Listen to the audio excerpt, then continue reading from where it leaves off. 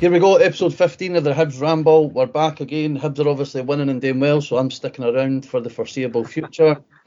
This week we've got myself and Liam and Shaun. How are you doing, lads? Good evening. Very good, very good. How are we? Aye, all good, all good. We've also got a very special guest joining us tonight. We've got Block 7 on the podcast. How are you doing, mate? Not bad, boys, yourselves. Aye. All good, mate. All Very good. Listen, thanks for sort of reaching out to us and also for making yourself available at such short notice. We really, really appreciate that. Firstly, we'll just sort of talk about the group in general, if that's all right with you. Yeah. So we are led to believe that a couple of you boys were actually in since 1875, so you're only new to this whole sort of, I mean, I don't know what you call yourselves. Would you call yourselves an ultras group, a fans group? Well, that's the goal, is to be an ultras group. I'd say we're getting round about there now with the numbers that we're showing to take to away games, how packed the section is, home games this season. So I think that we're getting about that stage where we can call ourselves a kind of an ultras group instead of a singing section, I'd like to think. No, I think we've moved past the days of a singing section as what it used to be in the beginning. Yeah. In terms of the name Block 7, now obviously because we've had the 12th man Section since 1875, there was another couple of ones back in the beginning. In terms of the name, I think Shaun's got a question for you about the name. Yeah, I was just curious, and you've probably been asked the question plenty of times by plenty of other people. Aye. If some of these originated from since 1875, what made the change from since 1875 to Block 7? Was it more a case of trying to start fresh and start new and something different? Yeah. Or is it because there was no reason to keep this since 1875? What's the script, or is there just a specific reason behind the name? Well, when you form a new group, you're always going to have teething problems at the start, trying to learn how things work, the do's, the don'ts, and the only thing to do that is by trying stuff out. If it goes well, all good, you stick to it. If it doesn't, and you get pelters on all different social medias, and you know, right, that's a don't. So we didn't want to keep the since 1875 name. We didn't want our actions at the start, our teething problems, to reflect on the name that they left, because obviously they done more from a level of respect then to leave the name to them. They done. You can't deny that since 1875 boys, they were amazing. Yep. The displays they done, the atmosphere they provided, what they done, it was what you want. So we didn't want to put a bad name on since 1875. So the only way to do that is to start a new group completely from scratch, which I think is why there's been so many different groups in Hibs and not just the same one carrying on through all the different generations. So we got thinking, took a wee while to come up with a name, and we eventually landed on Block 7. And if you look at the Edinburgh map, the EH7 block is where Easter Road is. So they're coming. There we go. Love it. Is that coincidence, or did you mean it? A bit of both, to be honest. Obviously, it's we were thinking we were going through all the different, the gates, the section, the block, the this, the that, and eventually we were like, we'll block, and then we were looking, seeing that the EH7 on the Easter Road sign. Thought, well, there you go, there's Block 7. So it kind of we like to think it was meant. That's to be fair, like that's just goes to like when you look at the other sort of groups that are out there, their names kind of lead into where the kind of like sometimes geographical, isn't it? Aye, but then Kim, when you look at like whatever iteration Hearts are trying to do, which is in my opinion shite, Garbage. But it's just Gorgie boys. Like, that's too easy. Gorgie aggro. The Oh, Gorgie that's aggro's worse. Christ, the Gorgie aggro's older than us. So That's they had their kind of their three options was Gorgie aggro, and what was it? Gorgie fanatics or something. Oh my god! Imagine just having a group and calling yourself Gorgie, and That's that's Gorgie the Farm. three that you just listed. Jesus. That just sums up the fucking shite that live in the west side of the city. Yeah, But They anyway, should, whatsoever. you know what? They should call themselves Gorgie Farm because they're a bunch of fucking donkeys. exactly. But no, When we came up with when Box 7 kind of came across, one of the main reasons was, in all honesty, was that if it's obviously because EH7 block of the map is Box 7. It covers the whole of Easter Road, and it's just a kind of a wee bit of encouragement to all the Hibs fans to join in with helping that atmosphere. It's not just, like we couldn't do what just cautious well section 45 because then it divides us from the rest of the fans, whereas we like to think it's as Hibs say one big Hibs family. Exactly. It's like a togetherness. For everyone. Exactly. It's It's a really good way to look at it, actually. maybe he's only just daft wee laddies after all. But no, I think it's. Do you know what? It's also as well. It's important that you've sort of brought up the teething issues, because there was obviously things at the start. I mean, like we spoke about prior. I sat at Easter Road in the section next to you, so seen a couple of things, heard a couple of things. Because I think we need to remember as well, he's only long together. It's our second season this season. And even then, but he didn't start at the start of last season. It's been about 10 months. Aye, so I think it's important to realise that, like you said, even though you had a past and since 1875 and a few of the other boys that you've got were there as well, being a part of it and then leading it are two completely different things. Yeah. And I think for my, we'll not get into specifics, but I would think that, I would like to give you a lot of credit from where you started to where you are, because, I feel that, the stuff that even, and I suppose the thing that it's unfair on you, but anything that happens in that side of the stadium automatically gets put on your shoulders. Yeah. But the fact that, we'll go on to talk about how the famous five stuff in a minute, but the fact that these have managed to turn it around in such a short space of time, to be able to have discussions with the club to get a section for the UEFA Youth game for the under-19s. Yeah. I think you deserve a lot of credit for that. Aye, well, it's what people don't see is the preparation that goes into things. Like we're preparing for games, 2-3 months before it's even happening. And where we came from, it was just turn up, see how it goes. Whereas you learn that everything has to be discussed in advance. You need to be in early. You need to set up. You need to discuss who's doing what. And that's how you get far. You start to get a system where you just follow it every game. If it goes right, it's good. You keep going that way. If you try something new and it goes wrong, you don't do it again, pretty much. But like for this season, every home game we've had the megaphone out, up on the seats, all the flags are out, the drums going all game.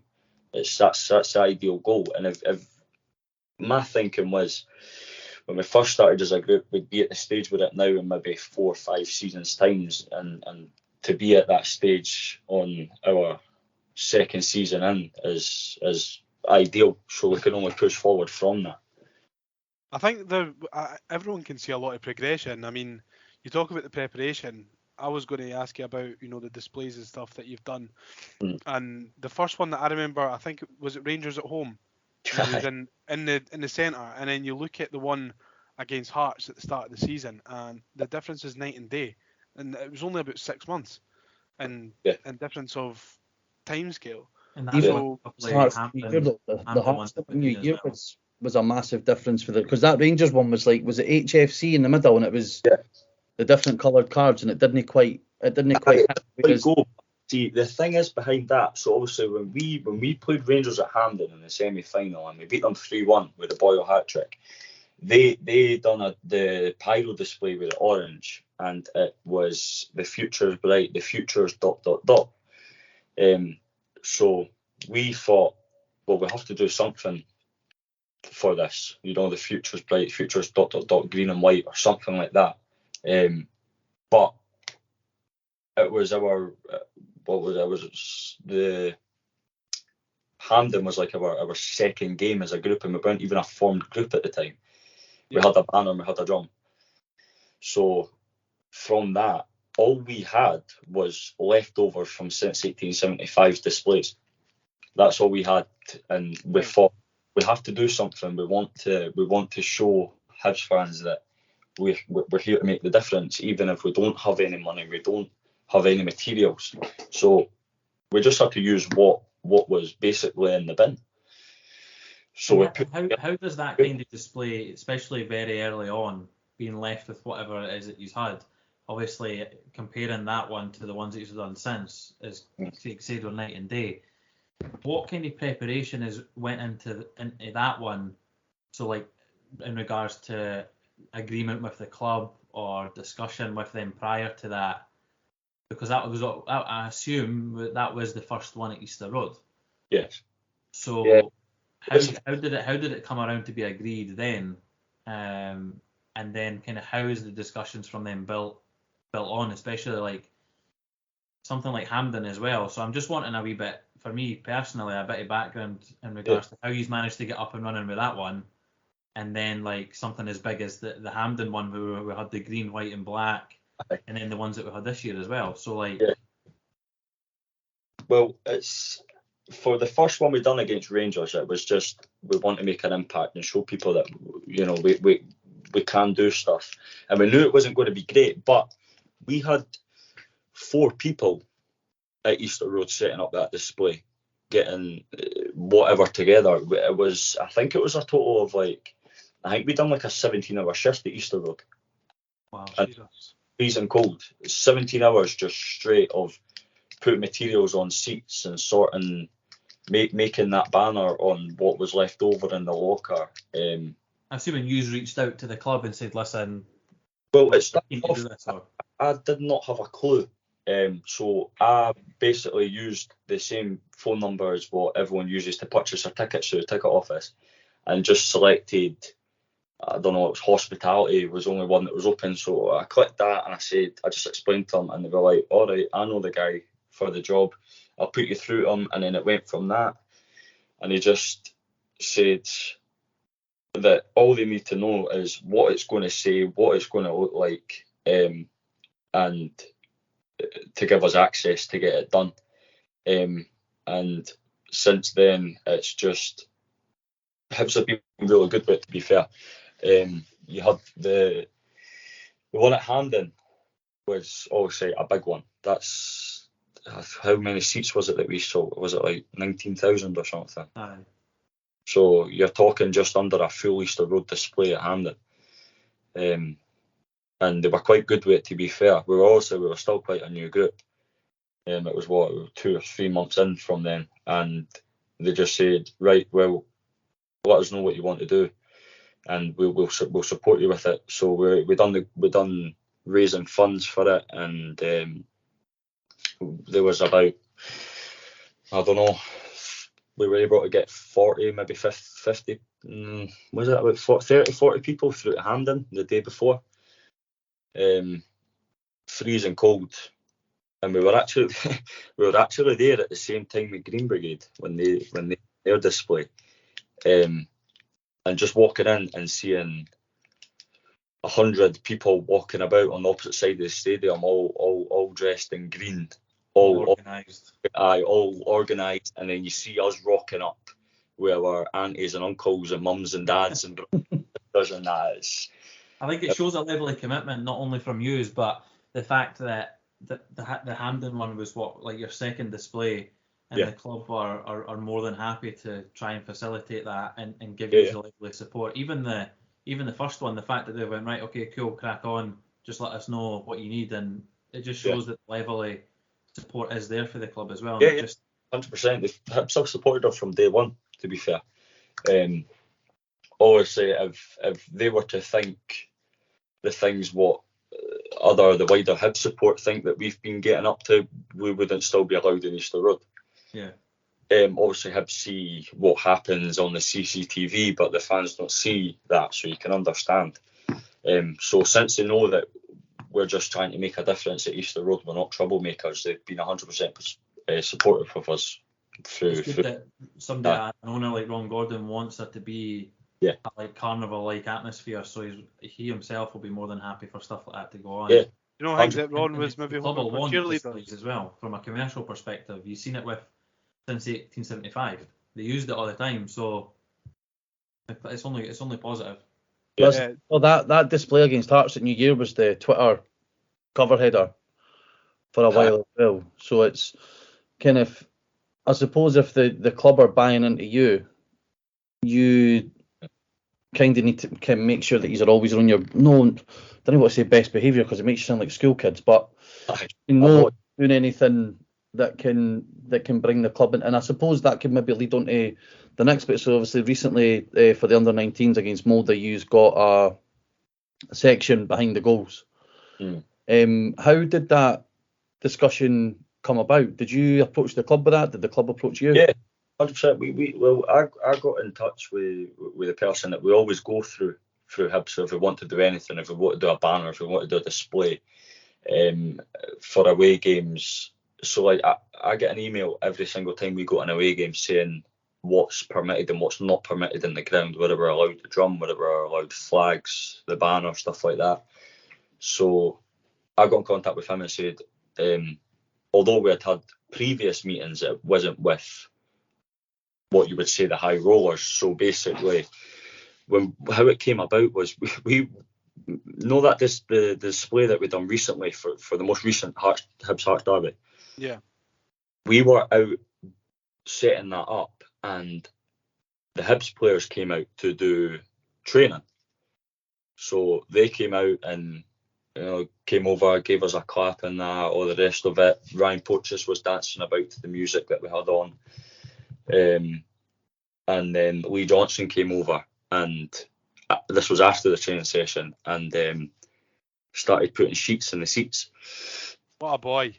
And he was 100% supportive. He was like, listen, I think you guys are great, what you do. You should hear us talking in the changing room, saying how great Block 7 were the day, definitely give us a final push, blah, blah, blah. And then Ben Kenzel came walking over and shook every single person's hand that was there setting up the display and just said thank you. And just shook every single person's hands. And then he came up to me and he said, listen, I'd like to kind of get a meeting with you guys and discuss what you want your future to look like at Easter Road. So he gave me his phone number and we got texting and we got a meeting sorted. And we had the Hibs media team, we had Ben Kenzel there, and Ben was supportive with whatever we think would be best to move us and the club forward. So he said, what's your ultimate goal? I said, well, the ultimate goal is the famous 5 lower behind the goals, standing section, full with flags waving for 90 minutes, the boys just singing constantly, and then hopefully branch out, spread out from that. And like, imagine the whole lower tier with flags spread out, like you see it in the German leagues. That's what you want. It's always behind the goals. It's just everyone's in front of you. When you're in full voice, the noise will just travel. So he said, well, what to do is we've got the youth game coming up. How would you like a trial? And we're thinking, Wednesday night, youth game, only section open. I don't know. Hopefully we can we'll take maybe 100 boys, and then hopefully the rest will fill up. We'll maybe half fill the section. And then it went up on sale, and by the time it came to the youth game, it was like, I think something like 30 seats away from sold out. And we thought, right, well, we just go out and we just put on a show and we just show the club that this is where we want to be. And I like to think we went out and done that. Well, I certainly think so anyway, like from the videos that I've seen. And we spoke about it we spoke about it last week, and exactly like you were saying about the kind of how the noise will travel if you're in the famous five lower. I said that where you are at the moment, for me, is too far away from where we shoot in the second half. Yeah. You know, if you're trying to encourage the players on, and I know that you obviously do make an impact on the players, but you'll make a bigger impact if you're behind that goal in the famous five, and it sucks the ball in effectively, like you said, the Kop at Anfield or the yellow wall at Dortmund. So it's for me, that's the ideal place where I would have a section. Yeah, I mean, well, at the same time, you'll have the away team's goalkeeper right in front of you. Yeah.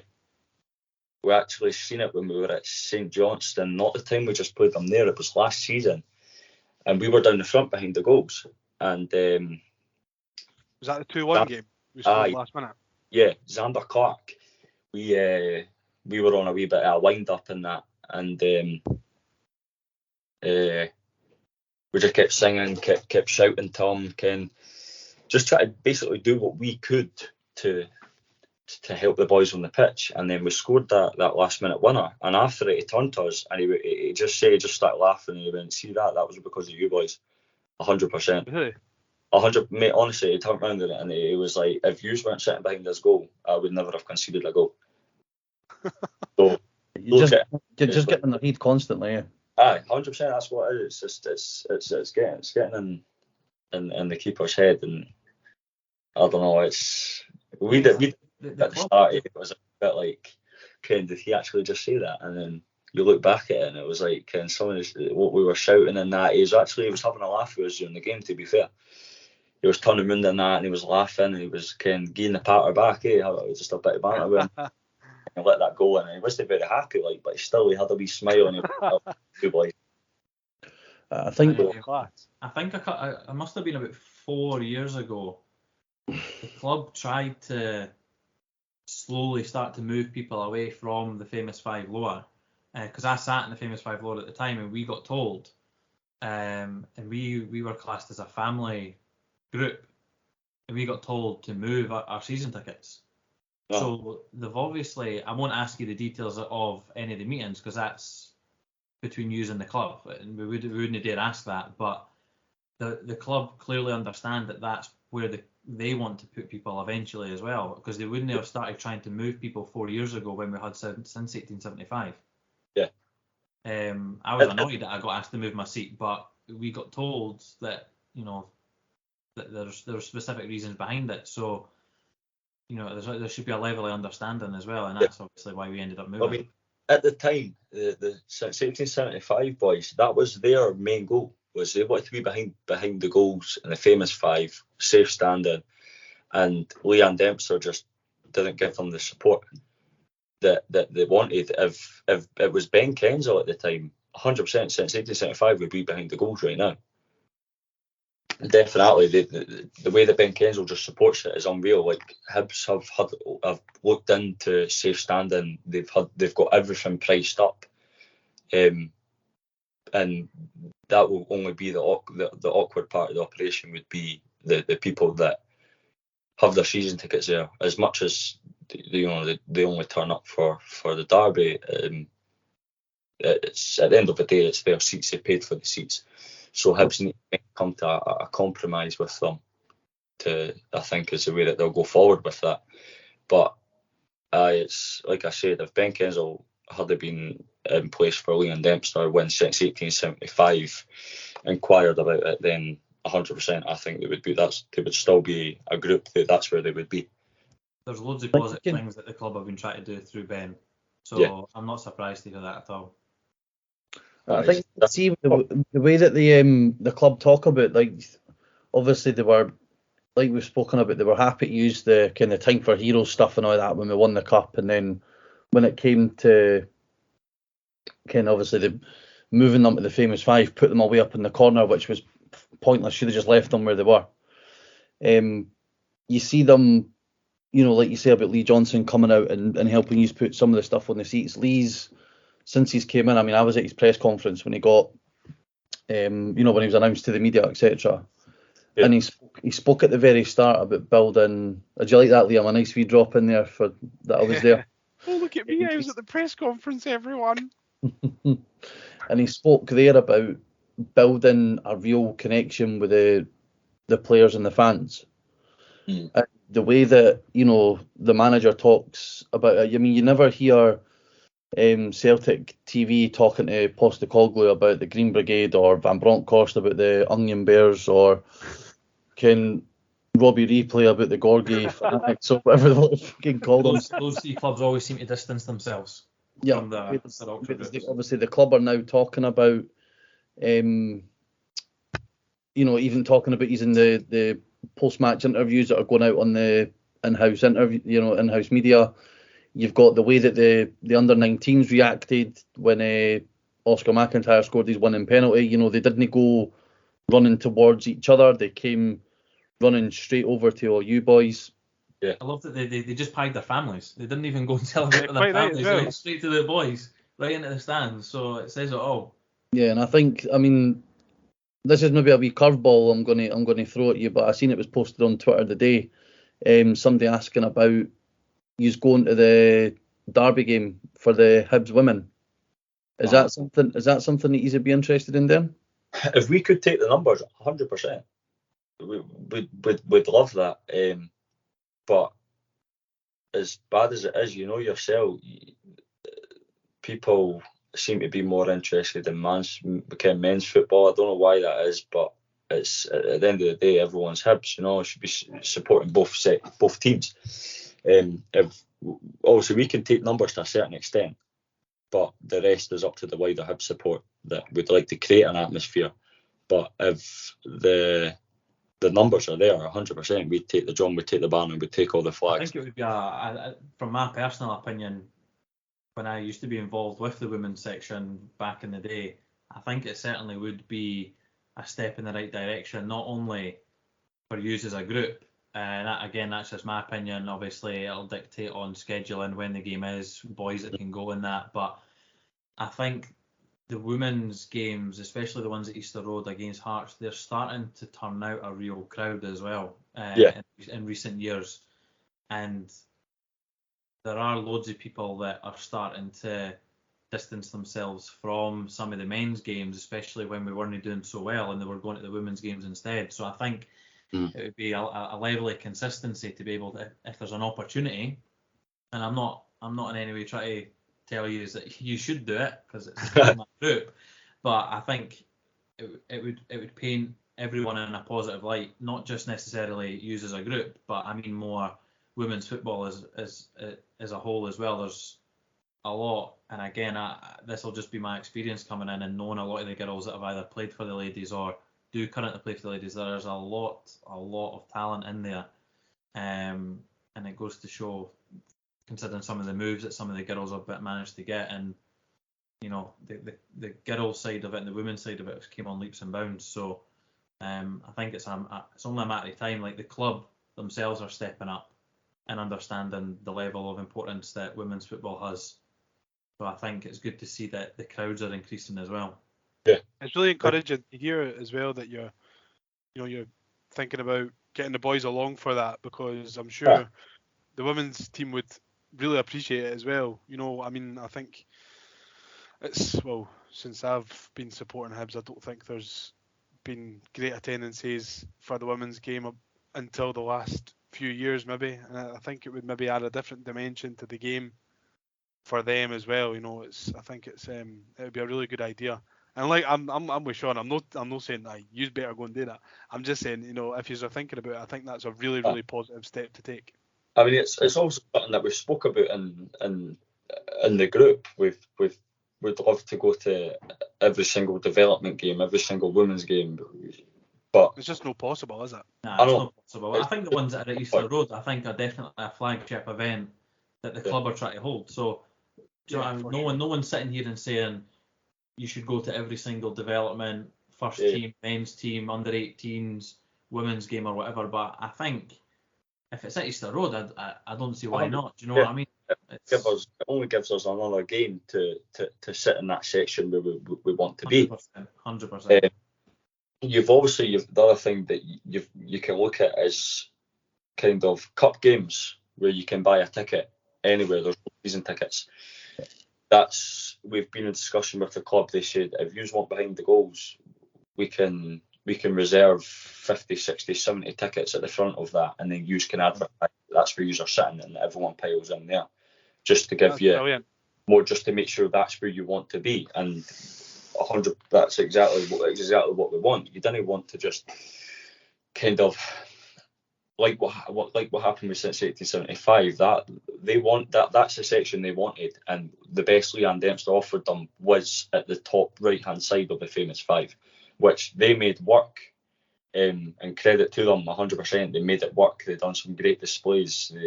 They sung for 90 minutes every single game. But it's just having that support from Hibs, and for them to say to us, listen, that section there is there if you want it. If you want to sit there for a cup game, 100% go for it. And it gives us that experience of when it comes to whether it's the end of this season, whether it's the end of next season, we're not sure of, is that where you want to be? It can be a definite 100% yeah, that's where we want to be, or I don't think it will work for the group, which is maybe what since 1875 should have been given the opportunity to do. You know, we'll put you up there for a game trial or a couple of games trials, see how you like it. And I think if they had that, then maybe would have just stayed in section 43. I think it's, when you think back, it was because we had the cup game against Inverness, didn't we, where they got that section, and it was literally, I think that was maybe 2 games before COVID shut everything down. Yeah, well, see, what that was, mate, that wasn't discussed with the club. Hibs wanted to do it since 1875. That's where they wanted to be, and it was just straight no's. They just got, decline. No, you just aren't sitting there. It's too close to the pitch. It's too this. It's too that. And then they just got to the point where anyone would and said, "Well, Ken, what? Now we're just going to do it. We'll just show you that that's where we deserve to be." And they went down and done it, and I think the club went absolutely mental at them for it. But the atmosphere was 20 times better than it was in the first half. It's really encouraging to know that the club are actually working with you and listening to you, listening to where you want to be and what you want to do with the section. I feel like it's really positive to hear that, the club are just all ears and letting you take the lead and just making, it seems to me that they're letting you make an educated decision. What will be best for your section. They're not trying to dictate what you do or what you don't do. Yeah, 100%. It's at the end of the day, it kind of comes down to Ben Kenzel. He's the main man kind of thing. Well, he's obviously, you've got Ron Gordon, but he's not going to deal with boys that go to the game. I mean, so Ben is honestly, basically what he says is, what you want, let me know, and if I can make it happen, 100% make it happen. So constant support. I think it's encouraging, and as long as it's, like I say, this, if there has to be a bit give and take in certain scenarios, where if the club are putting, if the CEO, basically the guy who's the face of the business, is putting his support into you and into the group in general, it's all about making sure that is, it's a hell of a, I tell you what, mate, it's a hell of a burden to take on your shoulders. However, if it's, we've seen like the level of what since 1875 produced in the past, with like the marches to Tynecastle and displays at the cup final, semi-final, games at Easter Road. There's there's class, there's first class, and there's Hibs class in the famous five, etc. You guys in January, I think, just to obviously the end game is the famous five lower, like that, and it can start with the middle section and then sort of see how it goes, maybe take the next 2 sections, and so on and so on. I think you're always going to have resistance from supporters, purely because that's where, well, Shaun's said he was maybe had to move. There'll be folk who've maybe sat there since the famous five first went up back in the early 90s. Yeah. But then at the same time, I think there has to be an acknowledgement of, well, if Hibs were to knock the stand down and build a 3-tier stand, they'd have to move anyway. Mm. So as things evolve, I think you'll be met with less resistance over time, as long as I think you continue on the path that you are on. Yeah. And creating scenes like the UEFA, the youth league game, showing that you're open to supporting the Hibs ladies as well. If you get the opportunity. I think just sort of to end the Block 7 stuff before we go on to talk about the shitey football stuff. Can you just sort of let our listeners know how, if you are, needing help for displays in terms of setting up, what the process of that is like, if you have got like a PayPal type thing where people can donate to you for funds for materials, if anybody's even got ideas for tifos or displays, like how can we go about getting in touch with you for that? Well, 100%. We're open to anyone that ever wants to get in touch with us with any song ideas, any ideas of good designs for flags, designs for displays, what to put on banners for displays. Is, like I said, it's the reason that we called it Block 7, is we'd like it to cover the whole of Easter Road. We're not a separate group, so if anyone has anything that they want to get in touch with us about, they can just message mainly the Twitter is the most active social media, I think, and we take it from there. It's with displays. Going on to what you said about this, helping with displays and stuff like that. There's a GoFundMe link, I'm sure, on our bio that is always open. And well, we'll get that shared for you as well.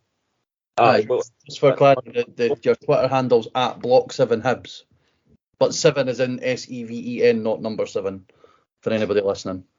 So it's only going to go back into the club. It can only make things better. I mean, if we added up the amount of money that five of the boys in the group that have been there from day one have put into it, and honestly, the amount of money is silly. Out of our own pocket to get it up and running, to get scarves in, to get banners in, to get flags, poles. Like, see just what for a flag pole is 85, 90 quid. Jesus Christ. For a telescopic pole, just one. Wow. So a flag itself, you can paint your own flags and stuff like that. It's obviously, it doesn't look as good, but it's just the price of everything is extortionate. You've got the Facebook page as well, eh? That might not be as active as the Twitter one because but you've still got the Facebook one as well. Is that? Yeah, but we started Mas and Daz that like. Aye, that's exactly why we made it, was because obviously not everyone's got Twitter. We had a lot of people messaging us saying that, you need to get Facebook. I'm not on Twitter. I can't keep up with everything. So we made a Facebook, and we didn't expect it to grow as much as it grew and have as many followers on it as it did. So we've just made a page now that you can like instead of it being a profile, because it just makes it easier to engage with the followers on it.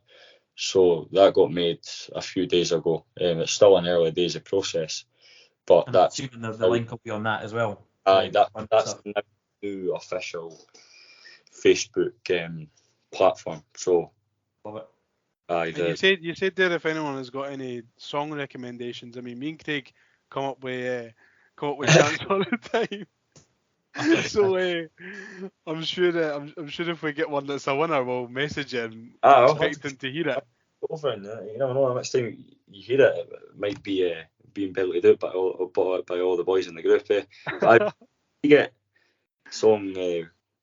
We get it's mental, honestly. See, we were to go through some of the messages that we've got. It's a good laugh. Like some of the songs that we've got there that people have suggested.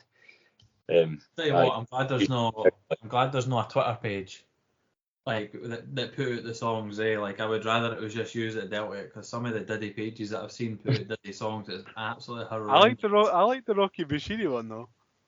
The one with Cascada, the Rocky Bushiri Cascada one. That was class. Nah, not having it. There's a reason boys didn't take it on, because it was utter shite. What's your just on songs? A lot of people have been giving a lot of hate to the 2-0 down at Tiny chant. See, personally, I don't I understand. like it. So you see, now we're trying to not sing it about as much as possible. I But don't think it's sorry to interrupt. I don't think it's an issue with the actual song. I think it's just because of how long we've had the song, and a mixture of, for a long time that was all that got sang. So Yeah. I don't think it would be an issue still using the song. I don't think it is. I think it's just a variation problem. The main thing was that what people were saying was that it's basically oversung.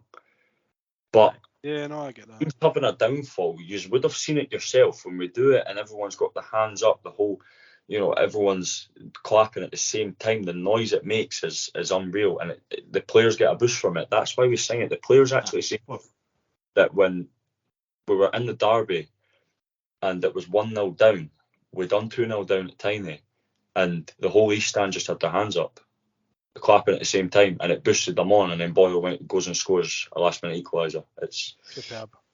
It's one of the best songs for getting the atmosphere going, and I mean, you need to try and keep the atmosphere going quite a lot at Easter Road. So You're not wrong. that's the reason for people thinking it's kind of oversung. But we've came up with loads of new songs since then, and now we're trying to kind of bring some of the older songs back as well. That obviously kind of the older generation will recognise, so it gives them a chance to join in as well. Thanks, What's mate. your favourite one? I love that. You're bringing my songs back. That's amazing. To be fair though, like, just to kind of close up on that, you're always going to get fans that are always going to have a negative thing to say. Hibs fans, unfortunately, are always like that, and they grind my gears. That's for sure. The majority of Hibs fans, unfortunately. You can never do right from doing wrong. You'll do. If you're getting a more positive return than anything else, that just shows that it's working. Always going to get negative. Always going to get negative. We're still. We're always. You can never avoid getting negative. Not everyone agrees on everything, but it is what it is. What one's your favourite chant though? Come on, give us Me? your favourite. Aye. I don't know, mate. From the Stands of Easter Road. That's quite a new one. See, I think I've heard that one getting sung, but I didn't ken the words of that. You're going to give us a wee rendition? Gorgie boys, they used to do singing rehearsals at the Hearts Club, and we're not about. They're clear from that, like. But that alone should fold the club. Never mind the group. You'll get to learn the songs. I like the Chrissy Cadden one, You stand at the front with your wee thing and conduct the orchestra as they go. What? Megaphone. Aye, with your wee stick, you go. I like the Chrissy Cadden one, the Bells Hill Cafu. I like that one. That's my favourite. Aye, that's a good one. Not many people know it though. It's kind of the best time to get songs going is away games. I don't know what it is, but if you start like from the Stands of Easter Road, we came up with that, and it was when we were on. Where were we going? It was on the coach to St Johnston, and we started singing it on the coach, and then we took it into the ground, and it went from there. And we've got a few videos on the GoPro from Saturday there, and just looking up, you see the whole of the 45 section and some of the 44 and 43 with their hands up clapping along, and it's good. Like it's gives you a wee bit of, I don't know, a sense of gives you a bit of buzz. Aye. I see what you're saying about away games, because I remember the 2-2 game at Tiny. That's where the McGinn song started. Aye. And it started in the Murrayfield Hotel before it. Aye. Aye. Then as soon as we got, I swear for that 90 minutes, that's all that was sung. And then when we went back the following season, all it was Hibs, whoa, Hibs. Aye. Right, so we move on from singing away to singing at home. 1-0 win against Motherwell on Saturday. I was way off on my prediction. I think I went 3-0. Shaun, you nailed it, didn't you? Big man got it right again. Yeah. What do you mean Shock. again? You never got it right. I got the youth game prediction correct. I said that'd be a stroll in the park. Job done. You never said that score though. Doesn't matter. And you also said I'd get the job. I'm not having that. I'm not having that. Oh, did you know? Oh, Jesus. I never got my job either, so you're just wrong. That's not my fault. That's not my fault. I knew the youth team were going to produce, and I knew we were going to produce on Saturday. It's not my fault you didn't produce in the interview. Oh, that's because they had the famous behind them in the goal. That's what it is. That's quite There right. we go. Craig So never what's had any Block 7 in his interview. That's No, what the problem was. What was the view for Block? Seeing as you're our guest, mate, what was the view for Block 7 like on Saturday? How did you see the game? Well, me personally, I never seen much of it, mate. I was up on the seats with a megaphone in my face. But so It sounded good. aye, well there we go. No, I mean, you look at where we were. I mean, Lee Johnson, what did he say? He said that he needed at least 8-9 games to bond this team that he's got together. And then as soon as we hit 8 games, it's 4 games unbeaten now, and you can see that going forward, we've got what we need. Poachers is putting in solid shifts, so I don't know. I reckon we're now at the point where we'll be challenging the Old Firm. 100%. I hope so. I hope so. Big, bold shout, and I'm here for it. He's gonna go bold. I reckon we could take points off the Celtic. Like if we play how we've been playing recently. Aye. No, I agree. I think we're actually set up to. I think you can't really doubt. Again, we've got a game before it, but just because you've mentioned it, Celtic going forward are pretty good. However, missing We're pretty good McGregor, at the back. we've got players set up to hit on the counter. Mm-hmm. Liam, you. I spent the first half looking for you and I couldn't find you. Once again, you done the arrow to McCurdy and he pied you. I did not this time. No, I did that. I did the arrow to you and you pied me. No, Liam, come on. You clapped him and then you done it and he pied. I didn't actually. My You did. pal who was sitting next to me when he was running back across, he shouted "Up the Chelsea" and he turned around and started laughing. Aye, after you done the arrow and he patched you, but no, Speaking of McCurdy, right? There's just Liam's already hating what I'm about to say. I want to get your opinion, and I know he's came off the bench a couple of games, and I know it takes a while to bed in, especially if you're coming off the bench. I know how difficult that is myself, but I barely started games when I used to play. I was always referred to as a super sub, but Ewan's taking a lot of stick, right, from a lot of, I'm going to say, uneducated football fans, right? Well, I'm giving him stick, and I'm definitely not uneducated, so retract that comment immediately.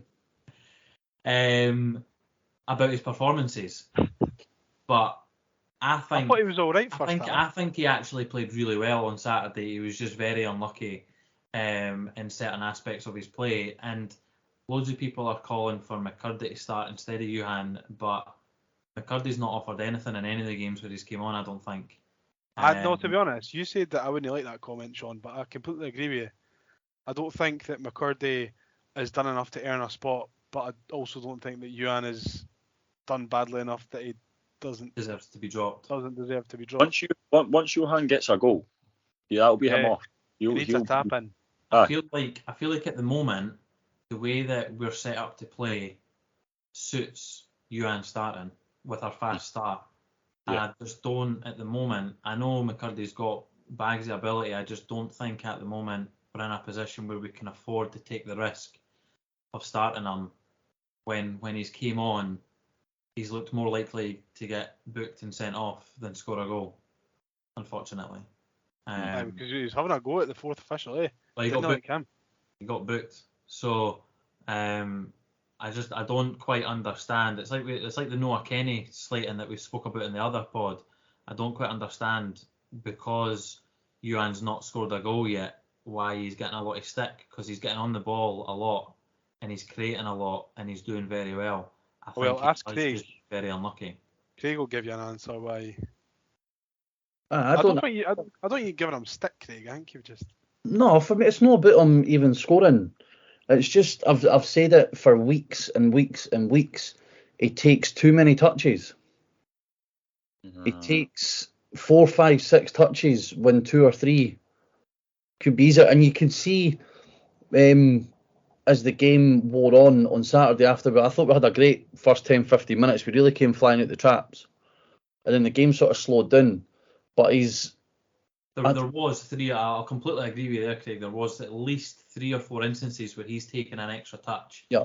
There was one where he took a touch when he should have shot. He took an extra touch when he should have shot.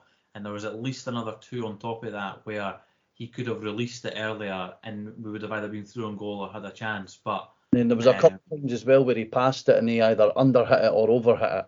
Aye. So, I mean, I'm not so much clamouring for McCurdy to start because I'm kind of on the same page as you with regards to McCurdy. I think we've immediately bought into McCurdy because of the reputation that he brings as a character, and he's going to be somebody who will, when he scores, he's going to score into away ground and he's going to run right over to the boys in block 7 and he's going to jump in beside them and he's going to get booked. Like, that's what, do you know what I mean? You can already kind of... Actually, I hope he doesn't do that because I want to see the arrow celebration.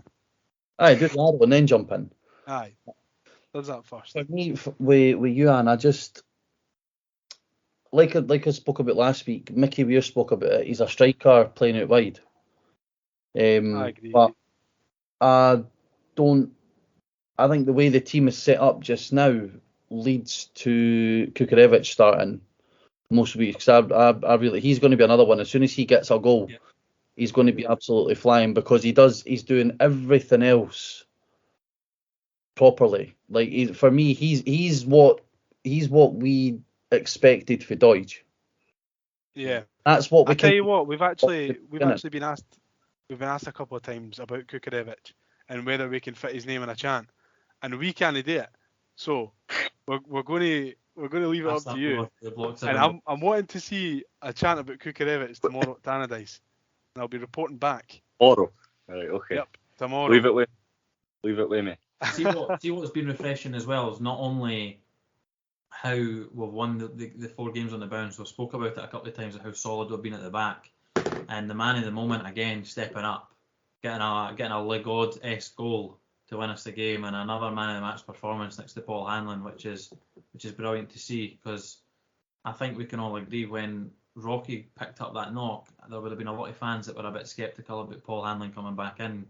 He's been brilliant. Performances, but can I just say, right, Paul Hanlon has been absolute cigar and slippers for weeks. Agreed, 100%, completely agree. He has been somebody who has been given a lot of stick. Like, obviously at the start of the season, he gets the captaincy taken off him. I know he was injured, but then Rocky gets in and he's having to wait to get back in. Again, in football, you take your chance when you get it. And it's now at the stage where, regardless if Rocky comes back to full fitness, he doesn't go back in for me. Not at the moment. Because as good as Rocky was at the start, Hanlon's just been... I would argue that Hanlon's probably almost in the form of his career at the minute. Maybe that's a bit... He goes through every season. He goes through wee spells where he's like untouchable. But he's been outstanding. Even when you talk about him, because we had last week Jordan White, Ross County, this week Van Veen, Motherwell, and Hanlon's, these type of duels in the past that he would have been given stick for, he's too soft, he's too lightweight, he's too this, he's too that. But even I thought he's not necessarily his defensive, but his reading of the game on Saturday was just outstanding. Yeah. Like, he's been, like I said, absolute cigar and slippers for me recently. And I think if we take that into, I know there's not really too much else to talk about the Motherwell game because we strolled it, so I wasn't really surprised. I think we will see more of the same. I would want the same team to start, but I don't know if that will be the case. I know Melkerson done all right when he came on. He's back as well. McCurdy may well even start. He might actually get that start because the 2 games are very close to each other. So I am quite curious to see what the lineup is tomorrow. I think it will be a comfy win. I think we'll win 2-0 and I think it will be comfy. I think we will get another clean sheet and it'll be another defensive masterclass by the back 4. To be honest, see what the 11 is. I think, well, to be 100% honest with you, I know that Lee Johnson is going to rest a few players. We're getting exclusives here. Inside I scoop. know. Aye, Here we well, go. I'd love to see it. Here's hoping Liam Fox isn't listening. you'll be. If he sticks to his word, you'll be seeing Kyle McGuinness getting a start, Oh, here we go. which is a good way to move forward. But like I said, is going to rest. He's going to rest a few players because it's a big game on Saturday. Yeah, Have you got a 100% prediction? as well because of the big game at the weekend, and I wouldn't be surprised to see that he needs to start giving bodies more game time. So especially Yeah. player that's going to win us the league, so and Kyle McGuinness. Exactly. I was going to pull the stats for Dundee United, lads, but I You don't want to really keep- think there's much point because Nah, we've only fuck won off. once this season. Absolutely not a care about them whatsoever. It's I mean, to see McGuinness. What you said? I said they're coming off of a high. They just pummeled Aberdeen. They We're weren't going to great, get though. lulled into a false They sense were- of security They for were that. not 'Cause great. I don't Aberdeen know. are I don't know shite. if you've watched the game, but it was more nice to see Aberdeen being brilliant. I did not think Dundee United were played overly well at all. Your best pal, Big Bojang, missed again, eh? Bojang Misovsky. Telling you, it's the name. It's the name. Aye. Also, this week we were going to have a pioneer shit. I don't know if you've listened to us before, right? But we do a review of the pies Right. around Scotland. But what's Block 7's thoughts on pre-match or during match pies? Is that a yay or a nay? Pies from where? Like Anywhere. Anywhere. Easter St. Road, Mirren. Steakhouse. has to be the best place for pies. A St. kebab Mirren? pie, St. Mirren. Oh my god. Oh, that was heavy like the last time I was there. It was good. So Block 7 are advocates of the pre-match pie then. Oh, Love that. exactly. Love that. 100%. Now, And you need that energy. You need that energy to keep it going for 90 minutes. But I swear to God, I didn't know that St. Mirren done a kebab pie until one of the boys came up and he went, "Mate, you need to try this."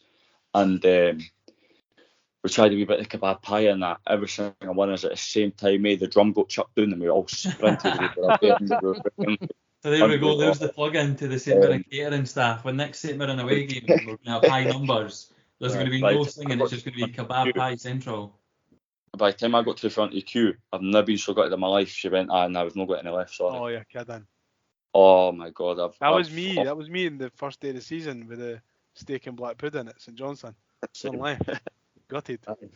So anyways, we do what's called the Cinch Premiership table, where myself, Liam and Shaun throughout the season will be rating pies for around the grounds. This was going to be the week of reviewing the Easter Road pie. However, I didn't want to give a pie 0 out of 20. Oh my God. Wow.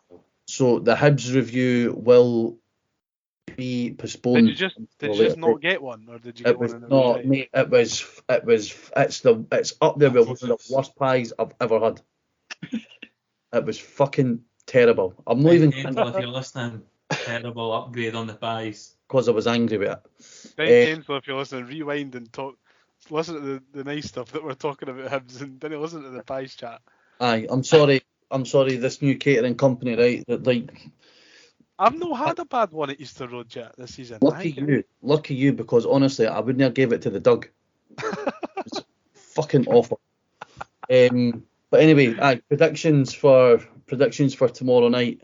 What are we going for? What's the Block 7 like on a cold Tuesday night up at Tannadice? Oh, I don't know. The other thing to remember is Dundee United don't permit drums into Tannadice. No. Oh, no. Or flags. Or banners. Pain in the hood, a lot of them. Guys actually even permit fans, to be honest. So Half the time they didn't. You seen the state of the attendances up there? Jesus. That's because the stand one's built for folk that are fucking 5'3" and under. That's true. I don't know, I'm thinking. I think they'll score. Maybe a 3-1 Hibs. Yes. We like Hibs, that'll do me. For the boys. We love it, Liam. This is the week. 5-0. Shaun. 2-0, comfy. 2-0. I'll go I'll go in between. I'll go 3-0. I reckon we're too strong at the back, too good in attack. Johnson's got us playing. Hibs are back. Here we go. Anyway, we'll wrap up there. See, just before we wrap up, can I just say a really special congratulations to yourself? No, to Hearts on their 2-2 victory against Kilmarnock the other day. I certainly hope you want to celebrate him, because you're not allowed to celebrate last minute equalisers. You're tin pot if you do that. Yeah, no, absolutely. Exactly. But anyway, thanks to Block 7 for coming on the podcast. It's really appreciated. It's good to open up a sort of line of dialogue between you guys and the wider support, to let everybody hear your message and that, and we'll share like I said, the Twitter account is @Block7Hibs. You've got the GoFundMe link in there where supporters can donate to you for tifos, displays, materials, song ideas, the lot. If you keep following us on social media at the Hibs Ramble, Facebook, Twitter, YouTube as well, and I will be back later on during the week to review the game at Tannadice and then look ahead to the game on Saturday against the Imposters. Can I give my prediction for Celtic away, since I won't be here next week? Go on then. He's confident. Yes. I'm Put one of the originals. Come on. I'm feeling it. I know all the boys are up for it. Like, there's a small number of Hibs fans going through, but I reckon we sold out the allocation, did we not? Aye, sold out on the first day. Love it. We'll have to see it. No, but I tell you, it's been a long time since we've sold out at Parkhead. But I'll be putting my coupon over 5.5 chance of we were first to wear the green. So don't let me down. Right. Cheers for listening, and we'll see you again soon. Cheers, lads. Cheers. Bye. Yep.